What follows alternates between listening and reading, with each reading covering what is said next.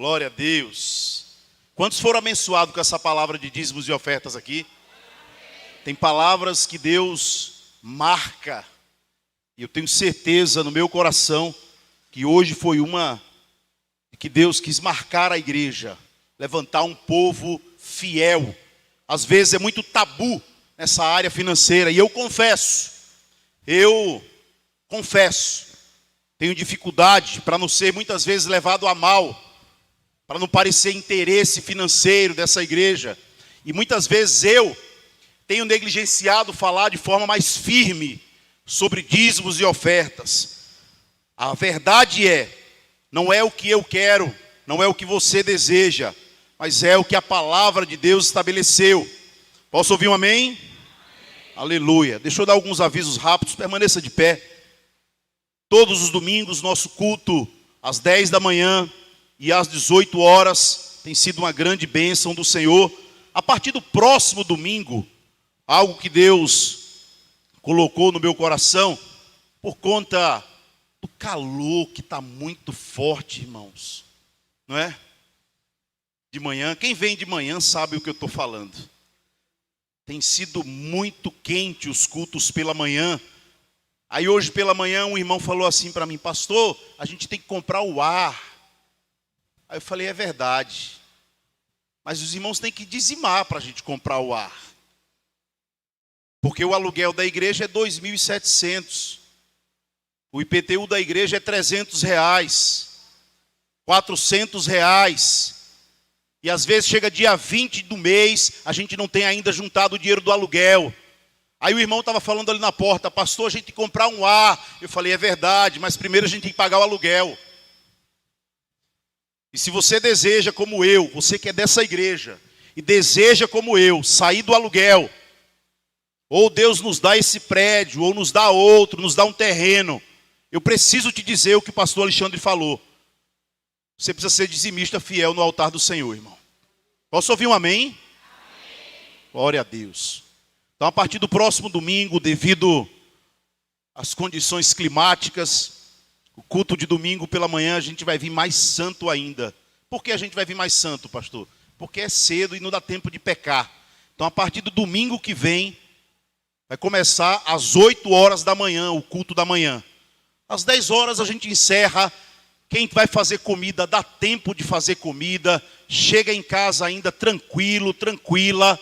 E vai ser uma bênção do Senhor. Pastor, eu trabalho a semana toda e acordo cedo. Você faz isso para os homens e você não faz para Deus, irmão? Então, a partir do próximo domingo, devido às condições climáticas e ainda porque Deus não nos deu o ar-condicionado, a partir do próximo domingo, o culto da manhã será às 8 horas da manhã e o da noite continua normal às 18 horas. Terça-feira, essa terça em especial, eu quero convidar os irmãos. Todo domingo eu convido, né? Mas nessa terça em especial, eu quero convidar os irmãos para estarem aqui. E por favor, irmãos, tragam caderno e caneta nessa terça-feira. Todos vocês tragam caderno e caneta. E se você esquece, está com a tua esposa do lado, fala assim para ela: me ajuda. Se o teu marido está do lado, fala: me ajuda a lembrar. O pastor vai chamar minha atenção na terça. Traga papel e caneta, caderno e caneta na terça-feira. Por quê, pastor? Porque eu vou compartilhar com vocês aqui algumas coisas muito preciosas a respeito do tema dinheiro, que tem afligido muitas pessoas. E eu não vou falar sobre dízimos e ofertas, não. Existe algo que Deus, pela misericórdia dele, me deu de conhecimento, e eu quero compartilhar com a igreja na próxima terça-feira. Então, terça-feira que vem, irmãos, você traga um caderno e traga uma caneta em nome de Jesus. Esteja preparado para receber do Senhor algo diferente de tudo aquilo que você já recebeu, em nome de Jesus. No próximo sábado, a gente tem todo o primeiro sábado do mês, o nosso culto de consagração. É o primeiro sábado de cada mês. Vai ser no próximo sábado, o nosso culto de consagração. O meu desejo é que a igreja inteira estivesse aqui. Mas como eu sei que muita gente não vem, alguns por motivo de trabalho, e está tudo bem. Outros por motivo de sono, e está tudo mal. Outros por preguiça e negligência, e está tudo mal. É um dia no mês para a gente consagrar o nosso mês no altar do Senhor. É o único dia no mês. Um único dia no mês para a gente consagrar. Sábado que vem, às 6 horas da manhã, o nosso culto de primícias, o nosso culto de honra ao Senhor. E a gente tem pedido para Deus abrir as portas nesse mês que começa, para Deus nos livrar do mal nesse mês que começa, para Deus nos dar estratégia, sabedoria, graça, força, saúde, disposição. Então no próximo sábado, e para você que recebe o teu salário no dia 30, esse culto é um culto da gente também entregar os nossos dízimos, o culto de consagração. Mas se você é como eu, que trabalha de forma autônoma, ou trabalha para você mesmo, e às vezes a gente não junta o dinheiro o mês todo, mas junta na semana, entrega no domingo, não tem nenhum problema. Mas se você recebe no dia 30, traga também a tua, como primícia, como fidelidade ao Senhor, né? Então no próximo sábado, se você não estiver aqui, dos dois um, ou você está trabalhando e está tudo bem, ou você está dormindo e não está tudo bem, irmão. Consagrar um mês no altar do Senhor dormindo, pastor, mas eu oro em sonhos. Deixa de conversa. Acorda e vem para cá, em nome de Jesus. Amém? Dito os avisos, abra a palavra do Senhor no Evangelho de João. Ajuda aqui, Caio. Está voando tudo quanto é lado aqui minha Bíblia. Eu reclamei. Tá, no dia 30 de março, o nosso congresso de jovens. Pastor Jorge está à frente. Que Deus dê graça a ele. Vai ser uma grande bênção do Senhor para realizar o congresso. Nós temos uma camisa do congresso, que eu acho que já no próximo domingo, ou na próxima terça-feira, a gente já vai ter informações disso. Vai ser uma grande bênção do Senhor também. Algo que o pastor Alexandre me lembrou, na nossa reunião de pregadores na semana passada. Às vezes você vem para cá, irmão, e ninguém sabe como é que está a tua realidade. Às vezes você vem para cá e ninguém sabe como é que está a tua família, ninguém sabe como é que está as lutas na tua casa, não é? Às vezes você vem para cá, só o Senhor sabe como você vem.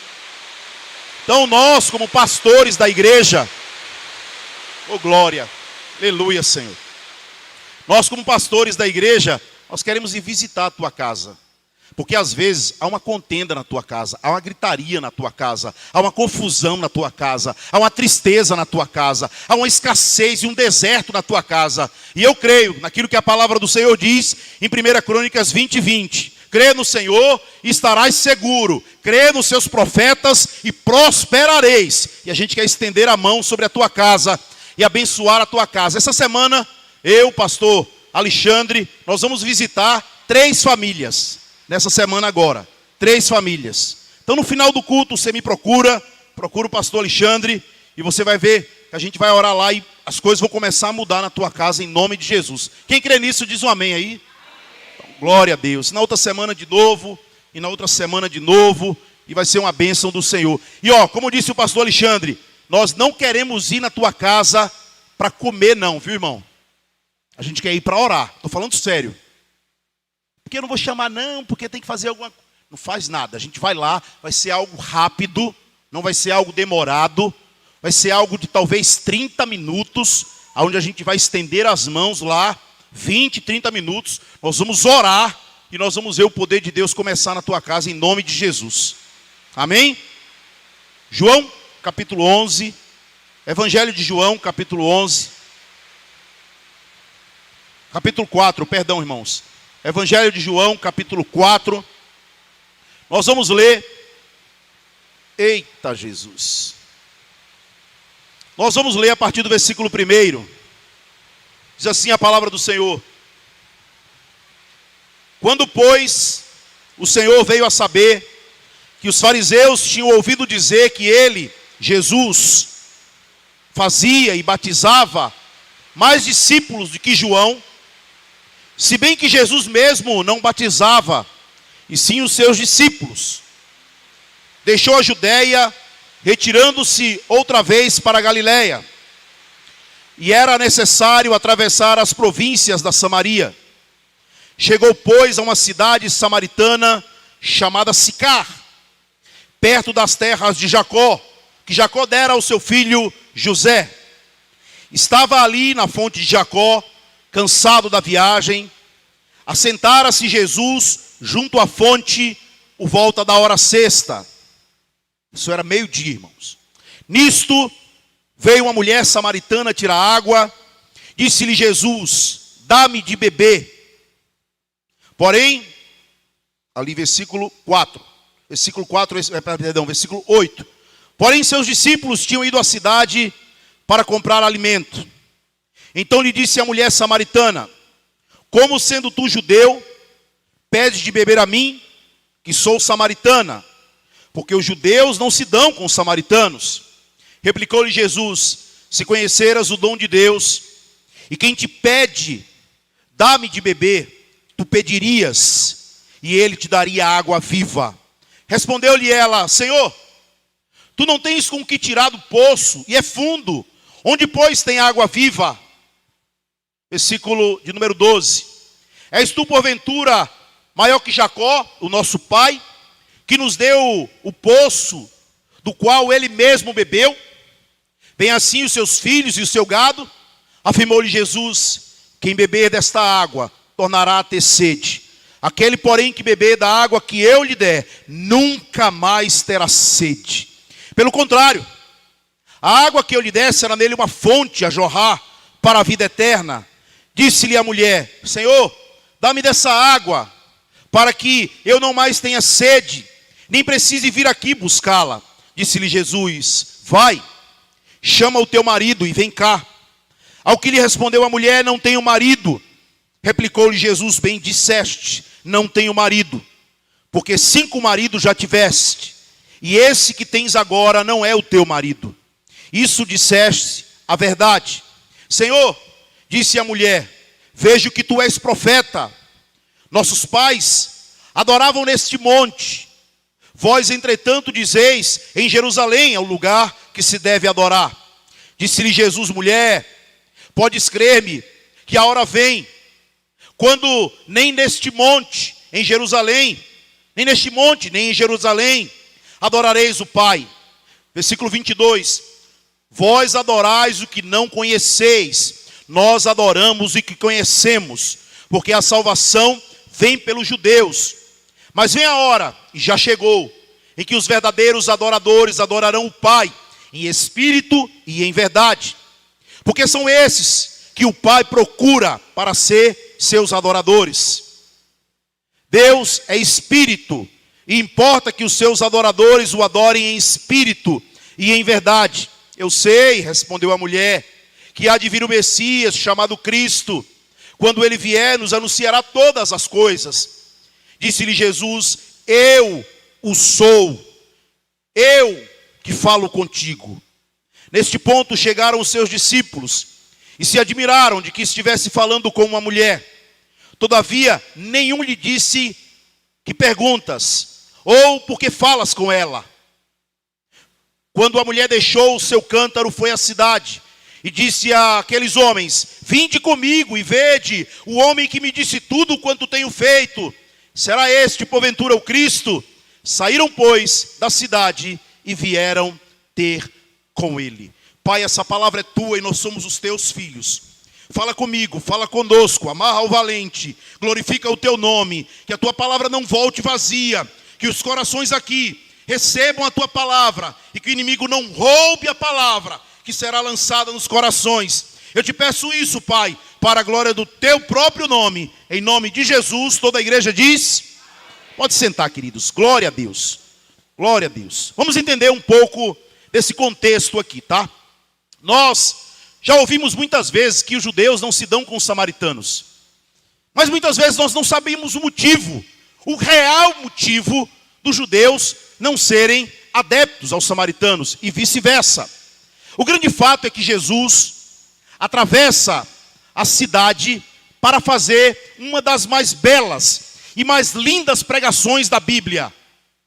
Só que o auditório de Jesus tem apenas uma pessoa. Eu sou pregador. Quem é pregador vai entender o que eu estou te falando agora. Dia de semana a gente prega um texto e é uma bênção. Mas tem texto que a gente diz, esse aqui eu vou guardar para pregar no domingo. Porque é uma bênção do Senhor compartilhar. Só que as mais belas palavras que o Senhor ministrou, elas foram ministradas para únicas pessoas.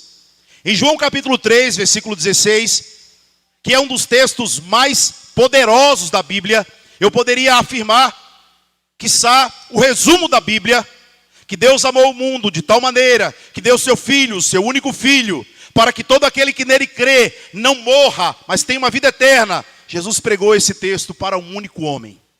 Um homem rico, um homem religioso, um homem que era mestre, um homem que não conhecia a Deus, um homem chamado Nicodemos. Outro texto mais lindo da Bíblia, Jesus prega para uma mulher, a mulher samaritana.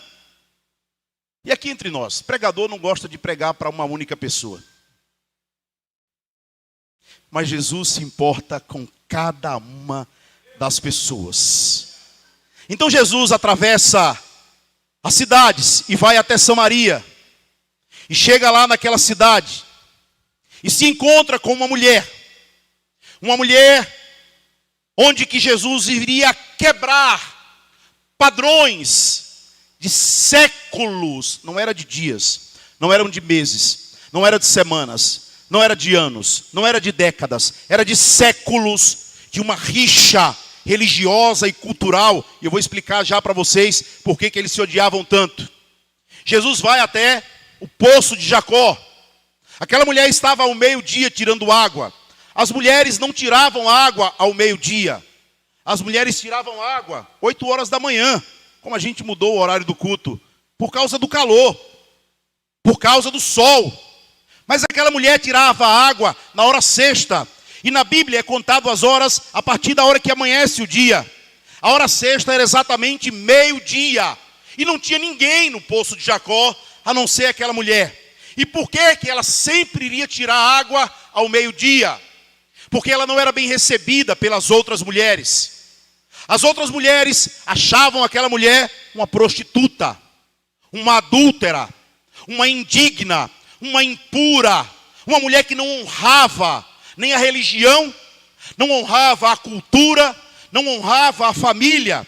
Então aquela mulher, com o sol escaldante, pegava o seu cântaro, que é o recipiente de água, e ia buscar água no poço de Jacó.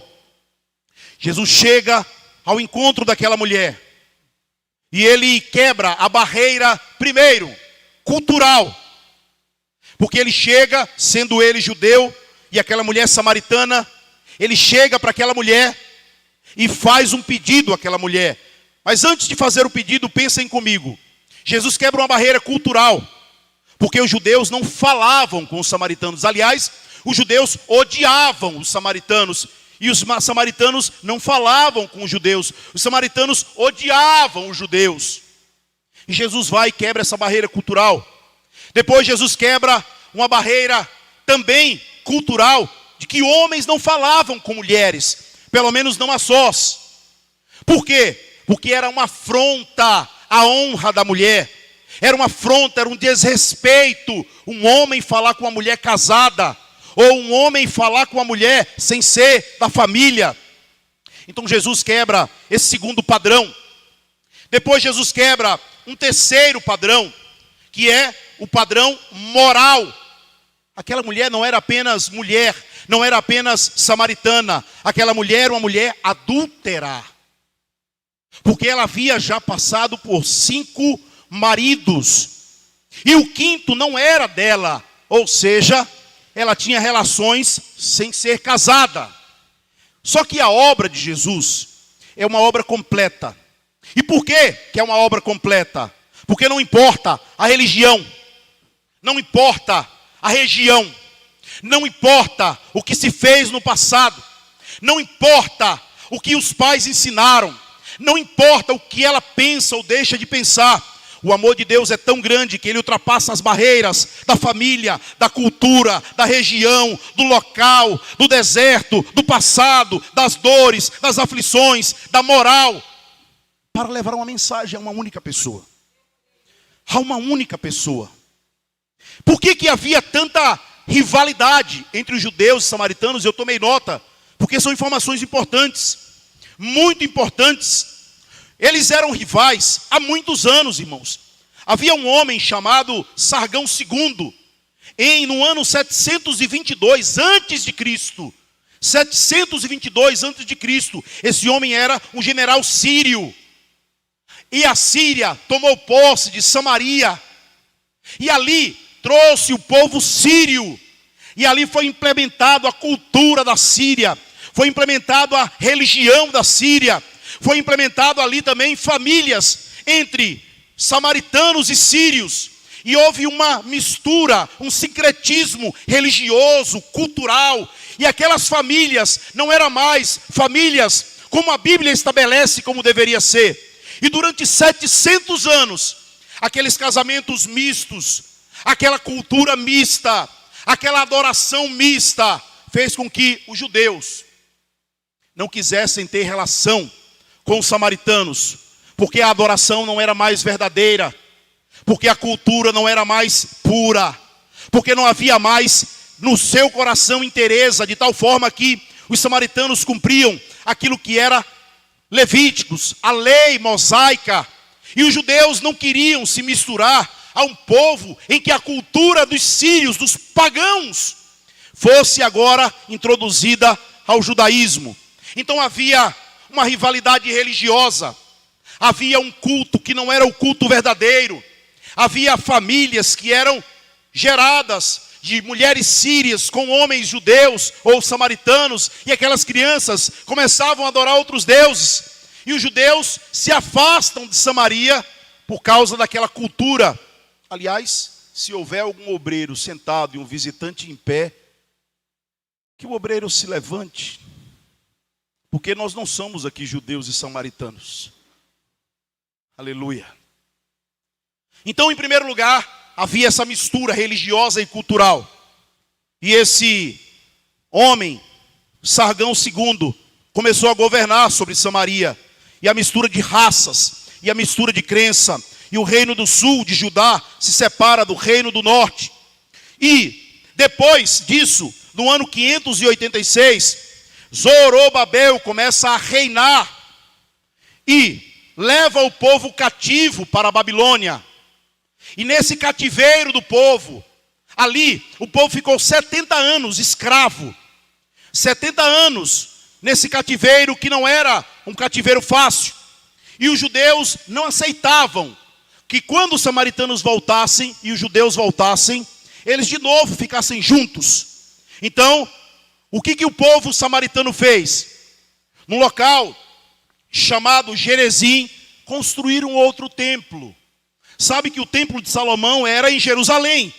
Os samaritanos construíram outra igreja, um outro templo, porque havia uma rivalidade religiosa. Então, o povo judeu adorava no templo de Jerusalém. O povo samaritano adorava no monte, no templo de Gerezim. E o povo começa a caminhar durante séculos, mais precisamente 722 anos de distanciamento cultural religioso. E durante esse período, um outro homem ímpio e mau começa a governar, chamado João Hircano, um general judeu. E agora ele invade Samaria e mata muitos judeus e destrói o templo dos samaritanos e traz a ruína, o templo que os samaritanos haviam construído no local chamado Gerezim. E esse general mau, João Hircano, destrói a religião e mata muitos samaritanos. O ódio de 722 anos aumenta. E era como pólvora e fogo. Eles não conseguiam chegar perto e eles se odiavam. Só para vocês contextualizarem, imagine que alguém chega aqui e destrói a nossa igreja. Aí domingo que vem, a gente vem aqui e não tem o nosso lugar para adorar. Imagine que alguém entra aqui na nossa igreja, derruba as paredes, mas não só derruba as paredes, matam as nossas crianças, Mas não matam apenas as nossas crianças, mas também matam as mulheres. Foi exatamente isso que os judeus fizeram com os samaritanos.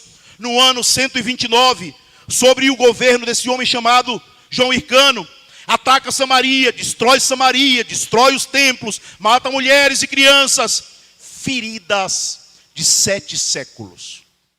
E aí quando aquela mulher fala, como pode tu sendo judeu pedir água a uma samaritana? Consegue entender agora todo o ódio, toda a ira, toda a mágoa, toda a ferida aberta que havia entre esses dois povos? E Jesus vai até essa cidade para reparar o erro provocado pelo pecado dos homens. Jesus vai até essa cidade para restaurar a verdadeira adoração, para restaurar verdadeiramente e apresentar um Deus verdadeiro aos samaritanos. Jesus vai a essa cidade. Quando chega a essa cidade, os discípulos saem para comprar comida numa cidade chamada Sicar, do lado de Samaria. E Sicar era uma cidade onde havia bêbados, homens prostitutos, homens adúlteros. Havia muitas tavernas, muitos bares. E os judeus vão lá comprar comida e deixam Jesus ali em Samaria, no poço de Jacó. E Jesus quer restaurar feridas. Jesus quer reparar o erro dos nossos pais e do nosso passado. Jesus quer trazer consolo aos que sofrem. Jesus quer quebrar a barreira religiosa.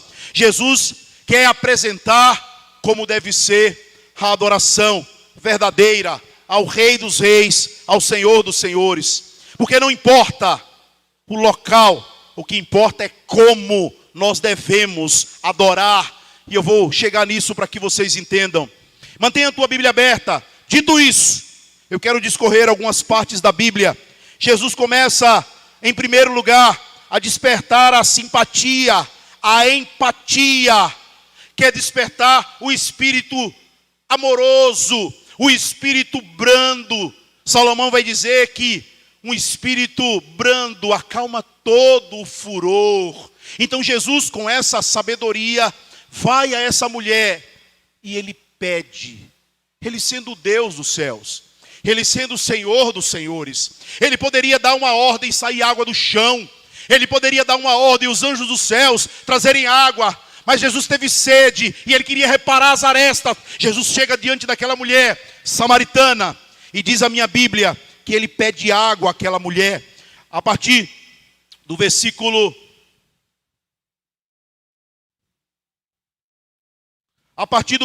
de número 6. Estava ali na fonte de Jacó, cansado da viagem. Assentando-se Jesus na fonte por volta da hora sexta. Isso veio uma mulher samaritana tirar-lhe água. Disse-lhe Jesus: dá-me de beber. Aquilo que a palavra do Senhor diz em Filipenses. Ele se humilhou, mesmo sendo Deus. Ele se humilhou. E ele chega diante. É assim, irmãos, deixa eu te contar um segredo espiritual que tem nesse versículo 7. A única forma de vencer uma mágoa, a única forma de trazer consolo e bálsamo em relacionamentos que estão feridos, que estão destruídos, que estão machucados, é através de um espírito brando, é através da humildade, é através de uma condição de não se apresentar superior. Eu estou certo e você está errado. Não. Jesus se humilha diante daquela mulher pecadora, adúltera, impura. Jesus olha para ela e diz: dá-me de beber. Dá-me de beber. E aquela mulher cheia de traumas, cheia de dores, cheia de machucaduras no seu emocional, na sua alma, responde para ele, ali no versículo 9. Olha o diálogo, irmão. Veja quanta resistência nesse diálogo. O que é resistência? Jesus vai e ela bloqueia. Jesus vai e ela bloqueia. Jesus vai de novo e ela bloqueia de novo. No versículo 9 diz assim na minha Bíblia: então falou a mulher samaritana: como sendo tu judeu, pedes de beber a mim, que sou uma mulher samaritana? Porque os judeus não se dão com os samaritanos. Vocês conseguem entender por que os judeus não se dão com os samaritanos? Por conta dessa guerra, dessa destruição do templo, dessa herança cultural e religiosa. Aí Jesus faz uma segunda tentativa, porque ele não se cansa. Quando ele quer salvar, quando ele quer curar, quando ele quer libertar, quando ele quer restaurar, ele não se cansa. E aquilo que Paulo diz, e eu repito todos os domingos: e não se canse de fazer o bem, porque no devido tempo você vai colher, se você não desanimar. E aí Jesus não se cansa no versículo 10, e ele diz, replicou-lhe Jesus: se conheceras o dom de Deus e quem te pede de beber, tu pedirias e eu te daria da água da vida. Em segundo lugar, Jesus desperta a curiosidade daquela mulher. Ele se apresenta dizendo: se você soubesse quem te pede água, você pediria e eu te daria uma água que você nunca mais teria sede. E ela pergunta e desperta a curiosidade daquela mulher: como assim? Versículo 12: és tu porventura maior do que Jacó, o nosso pai, que nos deu esse poço, do qual ele mesmo bebeu? Bem assim os seus filhos e o seu gado. Versículo 13: afirmou-lhe Jesus: quem beber desta água tornará a ter sede. E agora Jesus está falando da experiência espiritual. Agora Jesus está falando da intimidade com Deus. Agora Jesus está falando da verdadeira adoração. Agora Jesus está falando do gozo de quem conhece Ele. Agora Jesus está falando do prazer verdadeiro. Agora Jesus está se apresentando a ela como uma água viva, como aquele que pode suprir todas as nossas necessidades. No versículo 3 ele diz: quem beber dessa água tornará a ter sede. Aquele, porém, que beber da água que eu lhe der, nunca mais terá sede. Pelo contrário, será nele, essa água será nele uma fonte que aponta para a vida eterna. Jesus está apresentando agora o plano de salvação para essa mulher. Jesus agora está apresentando os céus a essa mulher. Jesus agora está apresentando a eternidade a essa mulher. Não apenas o gozo terreno, não apenas o prazer de servi-lo, não apenas a maneira de adorá-lo, não apenas a completude do coração do homem em conhecer esse Deus. Jesus agora começa a apresentar os céus. No versículo 15, no versículo 14 ele diz: será como uma fonte a jorrar. Todo aquele que conhece a Deus, ele é como uma fonte a jorrar, e dele sai vida, e dela sai vida. Não há uma única pessoa que tenha tido um encontro verdadeiro com Deus, que dela não saia vida. Não há uma única pessoa que tenha sido alcançado por essa graça, que dela não saia cura. Não há uma única pessoa que dela não saia palavras de consolo, que dela não saia amor, que dela não saia bênção da sua boca, porque teve um encontro verdadeiro com Deus. Essa mulher ainda não conhecia Jesus. Apesar dele estar na frente dela, apesar dele apresentar a eternidade a ela, apesar dele apresentar a vida eterna a ela, versículo, aí ele apresenta gerando curiosidade. Só que, deixa eu te dizer uma coisa, é impossível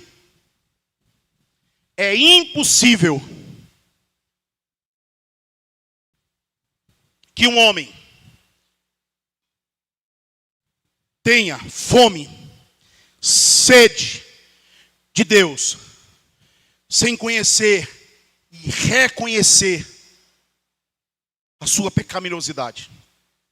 É impossível alguém adorar a Deus sem conhecer as suas mazelas, as suas fraquezas, as sujeiras da sua alma. É impossível. É por isso que eu digo sempre assim: o Evangelho, ele cura. Ele cura enfermos. O Evangelho, ele restaura famílias. Ele restaura. O Evangelho, ele tira o homem da lama e coloca os pés dele sobre a rocha. É verdade. O Evangelho transforma uma mulher rixosa. Sabe o que é uma mulher rixosa, né? É aquela que a pingueira é comparada a uma pingueira, de tão incômodo que ela traz. O Evangelho, a palavra de Deus, transforma uma mulher rixosa numa mulher sábia. O Evangelho abre portas. A palavra do Senhor traz à existência coisas que não existem. Só que existe um problema muito maior. Porque alguém poderia dizer, não estou doente, não preciso de Deus. Não tenho problema no meu casamento, não preciso de Deus. Não tenho problema financeiro, então eu não preciso de Deus. Eu não tenho problema com os meus filhos, então eu não preciso de Deus. Não! Existe algo que todo homem tem de problema, que é a sua raiz adâmica, pecaminosa, aonde ele olha o que não deve, ele fala o que não deve, o seu coração é mau e ele pratica as obras da carne. E aí Jesus agora vai apresentar a natureza carnal dessa mulher. Acompanhe comigo a partir do versículo 13. Jesus agora vai gerar necessidade nessa mulher. Afirmou-lhe Jesus: quem beber desta água tornará a ter sede. Porém, quem beber da água que eu lhe der, nunca mais terá sede. Cadê? Onde é que eu estou? Aquele, porém, que beber da água que eu lhe der, nunca mais terá sede. Pelo contrário, será ele uma fonte a jorrar. Disse-lhe a mulher: Senhor, dá-me dessa água para que eu não mais tenha sede. Aí o versículo 16, Jesus agora vai tocar nas feridas dessa mulher, na pecaminosidade, nas sujeiras da alma, na ausência de Deus, na escuridão do seu coração, nas mazelas mais ocultas que o pai, a mãe, o irmão, o pastor, o amigo não conhece, mas ele sabe. No versículo 16, Jesus diz: vai e chama teu marido e vem aqui. Por que Jesus manda aquela mulher chamar o marido dela? Porque Jesus queria agora mostrar que ela carece de Deus, que ela precisa de Deus, que ela sem Deus vai continuar cheia de mágoa, cheia de ódio, que ela sem Deus vai procurar nos relacionamentos suprir necessidades. Tem pessoas que estão procurando nas mulheres ou nos homens suprir necessidades que só Deus pode suprir. Jesus fala: vai lá e chama o teu marido. E Jesus vai no mais íntimo do coração dessa mulher. No versículo 17, mantenha a tua Bíblia aberta. Ela responde para Jesus assim: ao que lhe respondeu: não tenho marido. Foi verdadeira. Ela foi pura ali naquelas falas. Então Jesus vai mais fundo. Porque se tem uma coisa que eu aprendi, é que o relacionamento com Deus, conosco, não é superficial. Deus não quer paquera com os servos dele. Deus não quer ficar conosco. Deus quer relacionamento sério, mas tão sério que a Bíblia chama a gente de noiva e chama ele de noivo. Deus quer relacionamento sério com aqueles que têm um encontro com ele. E aí no versículo 17 ela responde: não tenho marido. Jesus agora, onisciente, onipresente, onipotente, que tudo sabe, que tudo vê, que tudo tem, que tudo pode. Ele diz no versículo 18: porque já tivesse 5 maridos, e esse agora que tens não é o teu marido. Dissestes a verdade. Então Jesus agora vai confrontar as mazelas, as impurezas, trazendo a ela a luz do que é a vida dela sem Deus. E aquela mulher acredita que aquilo que Jesus está falando para ela, aquela mulher acredita que é obra de um profeta. Ela ainda não conhece Jesus ali. Ela fala, versículo 20, versículo, cadê? 19. Senhor, disse a mulher, vejo que tu és um profeta. Por que um profeta? Porque ele sabia o que ninguém sabia. Eu vejo que tu és um profeta. E agora ela tenta mudar de assunto. Ela muda de assunto repetidamente. Ela diz, os nossos pais, no versículo 20, adoraram neste monte. Que monte? Gerezim. Lembra do templo que foi construído? Adoraram nesse templo que foi construído em Gerezim. Vocês, judeus, dizem, e ela agora quer trazer de novo a rixa dos judeus com os samaritanos. Vocês, judeus, dizem que a gente deve adorar em Jerusalém. Versículo 21, Jesus responde para ela, disse-lhe, mulher, podes crer que a hora vem, quando nem mesmo neste monte, nem em Jerusalém, adorareis o Pai.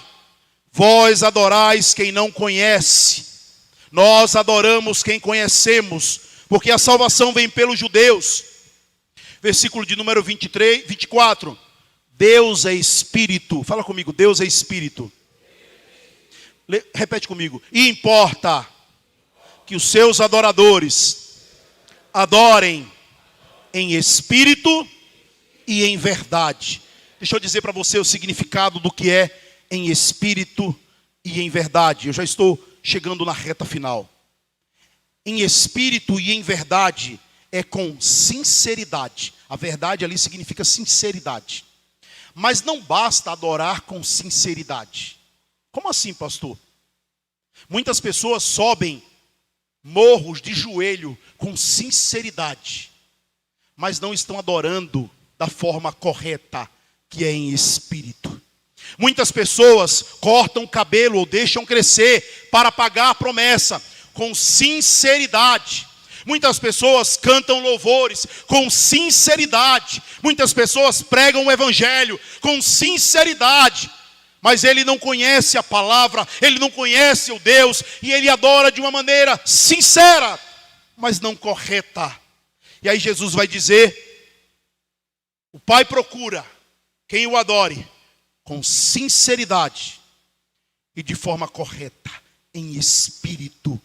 E aquela mulher, ali no versículo 24, diz ela no versículo 25, eu sei, respondeu a mulher, que há de vir o Messias, chamado Cristo. Primeiro era um profeta. Depois a promessa do Messias, o Cristo, quando ele vier, nos anunciará todas as coisas. E agora, no versículo 26, Jesus diz o que Deus disse para Moisés, lá naquele monte. Jesus diz no versículo 26, eu sou. Lembra quando Moisés perguntou a Deus, qual é o teu nome? Para que eu diga ao meu povo. Deus disse para Moisés, diga a ele que eu sou. Eu sou o que sou. E não há outro além de mim.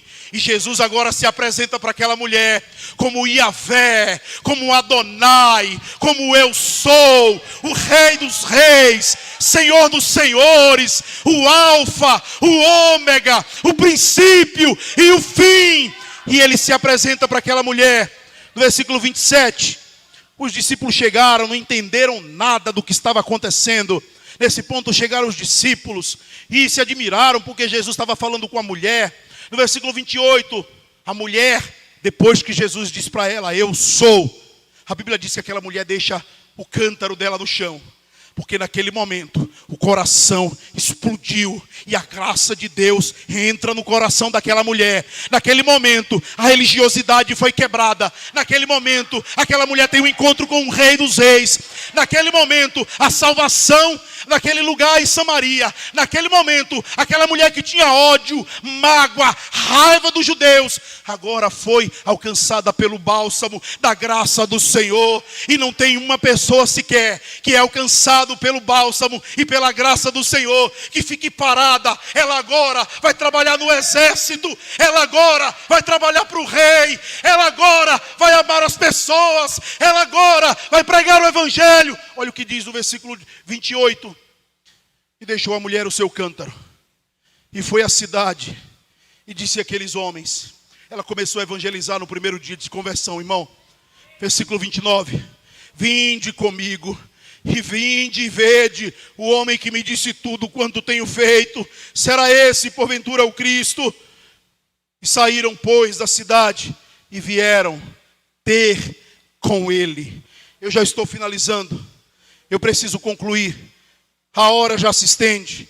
Mas eu tenho que te dizer que aquela mulher encontrou a fé verdadeira. Aquela mulher estava ali diante do Rei dos Reis, Senhor dos Senhores. Aquela mulher agora havia no lugar da mágoa o desejo de adorá-lo. No lugar da tristeza havia no coração daquela mulher o desejo de compartilhar com todas as pessoas quem era ele. E aí não tinha mais religiosidade, não tinha mais barreira cultural, não tinha mais. E Jesus começou por aquela mulher uma obra de grande salvação em Samaria. E naquele lugar houve centenas e milhares de pessoas que foram alcançadas e que foram salvas. Mas primeiro começou com uma única pessoa, E o amor de Deus, que quebra barreiras, que vai no mais profundo do coração de um homem e no mais profundo do coração de uma mulher. E todo aquele que tem esse encontro muda a nossa vida, irmão. Esse encontro transforma o nosso caráter. Esse encontro transforma o nosso casamento. Esse encontro transforma as nossas convicções mais antigas. Esse encontro quebra tudo que foi ensinado pelos nossos pais. Eu quero já finalizar, mas eu quero que vocês abram em João capítulo 1. Eu estou finalizando, e eu quero que você saiba o que acontece com uma pessoa que tem esse encontro com Deus.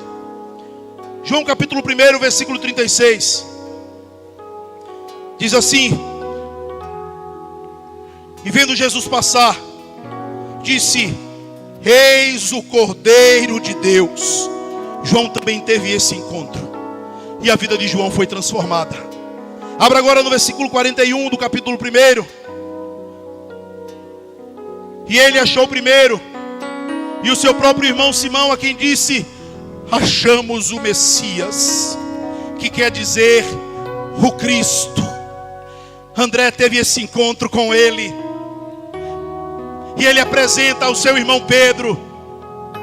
Versículo 45. Filipe encontrou a Natanael e disse: achamos aquele a quem Moisés escreveu na lei, aquele a quem se referiam os profetas. Vai agora no versículo de número 29.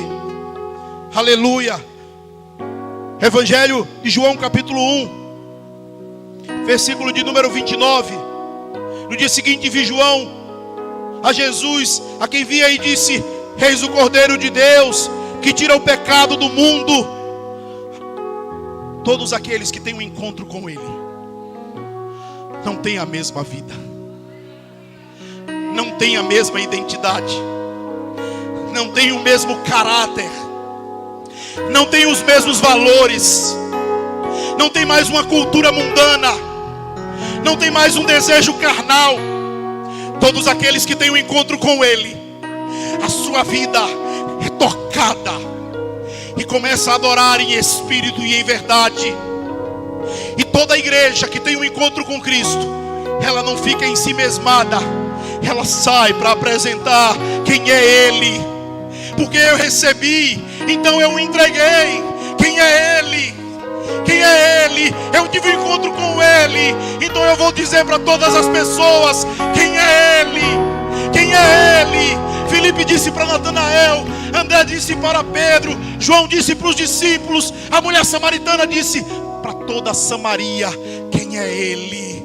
Deixa eu te contar uma coisa: ou você teve um encontro com Deus e anuncia para todas as pessoas quem é Ele, ou você ainda não teve um encontro com Ele. Porque se há algo que acontece na minha vida e na tua vida, é que quando essa graça de Deus cai sobre nós, o nosso desejo é que os outros conheçam essa graça que caiu sobre a nossa vida. O nosso desejo é que todos... Charles Spurgeon disse que o crente, quando tem um encontro com Cristo, ele é como um mendigo que ganhou um pão para se alimentar, mas é tão valioso que ele quer repartir o pão com todos os outros mendigos, porque ele teve um encontro verdadeiro. E se você teve um encontro verdadeiro com Deus, e se você entendeu o que Deus falou conosco nessa palavra, em temor e em tremor, eu quero convidá-lo aqui à frente para orar por você, para que você seja um samaritano e anuncie a todas as pessoas. Venham aqui, olhem para mim, todos vocês. Mas pastor, eu tive um encontro com Ele há muito tempo. Então se prepara, porque Ele vai renovar, Ele vai batizar, Ele vai transformar. Você deseja ter essa sede e essa fome? Se porventura tem alguém aqui no nosso meio que estava afastado, venha também aqui à frente. Venham mais, venham mais, venham mais aqui à frente, para que os irmãos tenham oportunidade. Venham mais para frente aqui, ó, para que os irmãos lá atrás tenham. Irmãos, venham mais para frente, para que os irmãos de trás tenham oportunidade. Deixa eu te contar um segredo. Se você um dia recebeu Ele como Senhor e Salvador da tua vida, o teu maior desejo não é uma casa, não é um carro, não é uma viagem. É para dizer o que Filipe disse a Natanael: vinde e vê, eu encontrei o Messias. Eu encontrei o Messias. Vinde e vê o que Ele é, o que Ele faz. Você que porventura estava frio, estava parado, você que estava afastado, vinde e vê o que Deus vai fazer, a obra que Deus vai fazer. Ele cura, Ele liberta, Ele transforma, Ele salva. E a maior obra de Jesus Cristo é a obra de salvação. Talvez você diga: mas pastor, a minha vida está impura, eu não tenho tido fome e sede, eu não tenho tido esse desejo. Hoje é a noite de ser liberto, hoje é a noite de ser curado, hoje é a noite de dizer assim: Senhor, o que disse Isaías no capítulo 6: eis-me aqui, Senhor, eis-me aqui, usa-me a mim, Senhor. Fecha os teus olhos, eu quero orar com você, eu quero orar por você. Eu quero que você seja agora cheio do Espírito de vida, ser cheio do perdão do Senhor, e toda a mágoa do passado, que todas as dores, que toda a apatia, que toda a machucadura da alma sejam agora retiradas e dê lugar para o bálsamo do Senhor.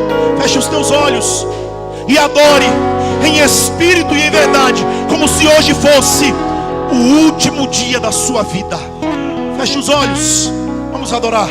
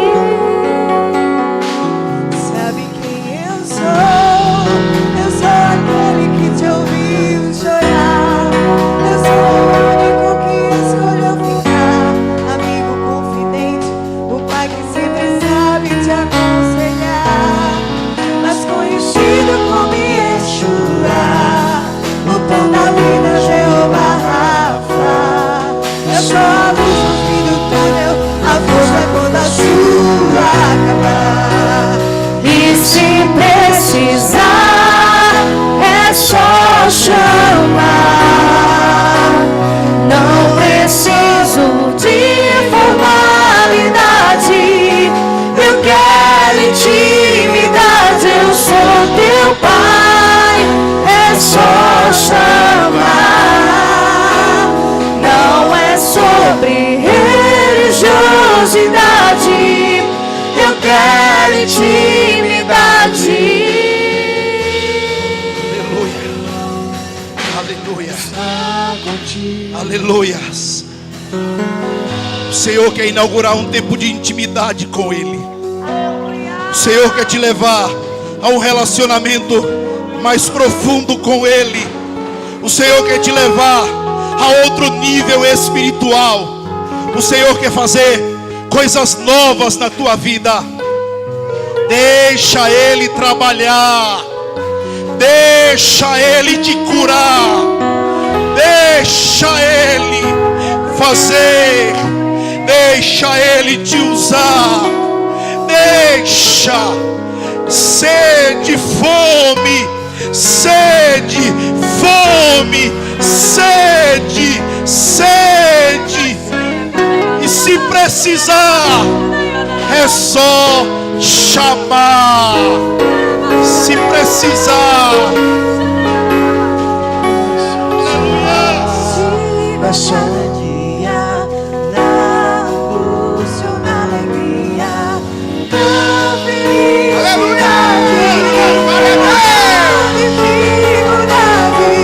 Eu quero mais esse momento.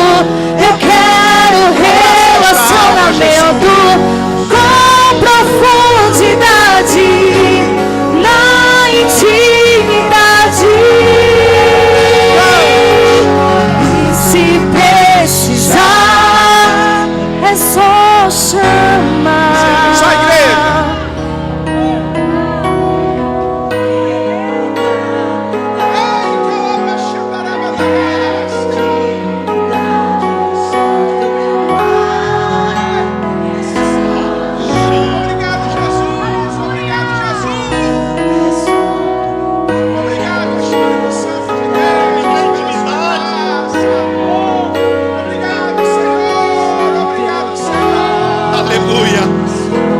Bem-vindo aqui, Senhor.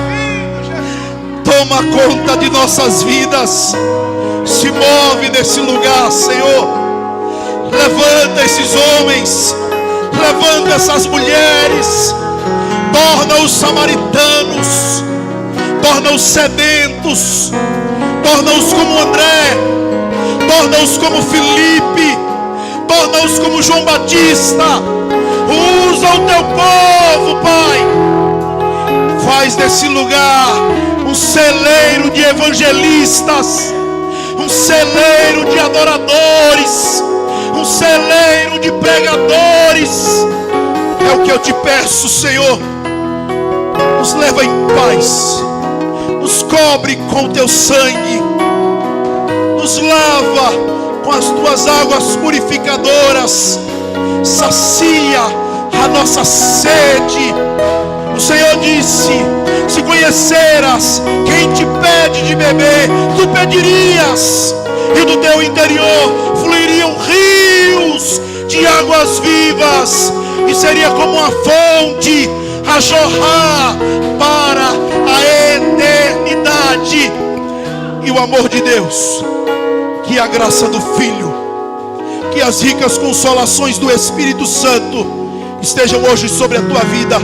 Que Ele faça resplandecer o seu rosto sobre ti, que Ele te dê a sua paz, que Ele tenha misericórdia de ti, que 1000 caiam ao teu lado e 10.000 à tua direita, e que você não seja atingido, e que praga alguma chegue à tua casa, porque agindo Deus, quem impedirá? E aquele que começou a boa obra é fiel e justo para completar, e não se canse de fazer o bem, porque no devido tempo você vai colher, se não desanimar. Eu te peço, Pai, nos abençoa, em nome do Pai, do Filho e do Espírito Santo de Deus. E toda a igreja diz: